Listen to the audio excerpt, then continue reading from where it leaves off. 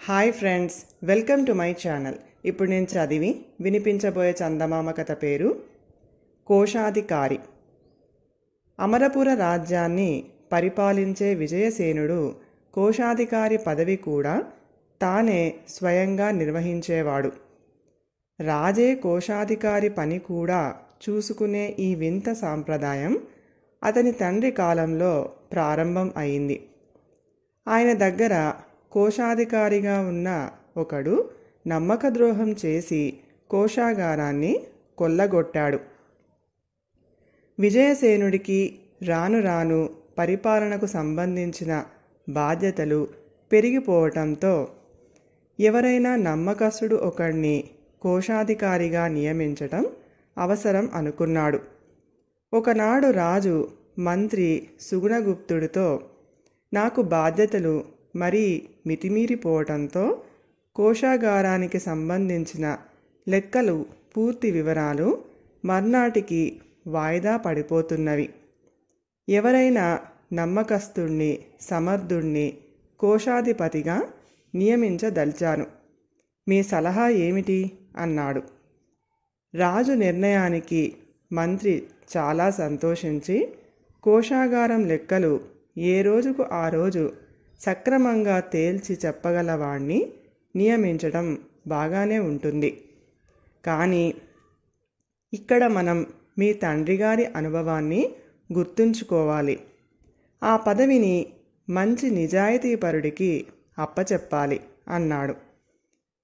నేను అనుకున్నది అదే. ఎవరో తెలియని వాడికి ఆ ఉద్యోగం ఇవ్వటం కన్నా రాజభవనంలో పనిచేస్తున్న వాళ్లల్లో ఎవరికైనా ఆ పదవి ఇవ్వటం మంచిది అన్నాడు రాజు. మంత్రి అందుకు సరేనని కోశాధికారి పదవిని గురించి ఒక ప్రకటన తయారు చేసి రాజ ఉద్యోగులందరికీ పంపాడు. దాన్ని చూసిన ఉద్యోగుల్లో ఇంచుమించు అందరూ కోశాధికారి పదవి కోసం దరఖాస్తులు పంపుకున్నారు. మంత్రి వాటిని తీసుకుని రాజు వద్దకు వెళ్ళాడు. రాజు వాటిని చదివి చూసి అనంత శర్మ అనే అతనికి మిగతా వాళ్లకన్నా అనుభవం యోగ్యత ఉండడం గమనించి మంత్రితో, ఈ అనంత శర్మ కోశాధికారిగా పనికి వచ్చేలా ఉన్నాడు అన్నాడు. మహారాజా, కోశాధికారి పదవి కోసం దరఖాస్తులు పెట్టిన వారిలో ఏ ఒక్కరిని మనము పదవిలో నియమించటం క్షేమం కాదు. వీళ్ళందరూ ఆ పదవిని తమ స్వలాభానికి ఉపయోగించుకోవాలని చూస్తున్నారు. రాజభవనంలోని ఉద్యోగులు అందరూ దరఖాస్తులు పంపారు, కానీ వాళ్లల్లో ఒక్క జ్ఞానవర్మ మాత్రం పంపలేదు. అతడు చాలా నిజాయితీపరుడని నాకు నమ్మకం కలిగింది.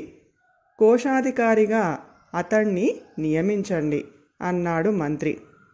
రాజు మంత్రి మాటలకు ఆశ్చర్యపడి, అలాంటప్పుడు ఈ దరఖాస్తు తతంగం అంతా ఎందుకు నడిపినట్టు అని అడిగాడు.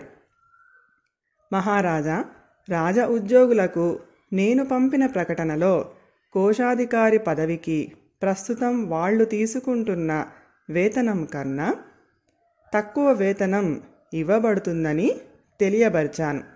అయినా ఇందరూ ఆ పదవి కోసం ఎగబడుతున్నారంటే వాళ్ల ఉద్దేశం తెలుస్తూనే ఉన్నది.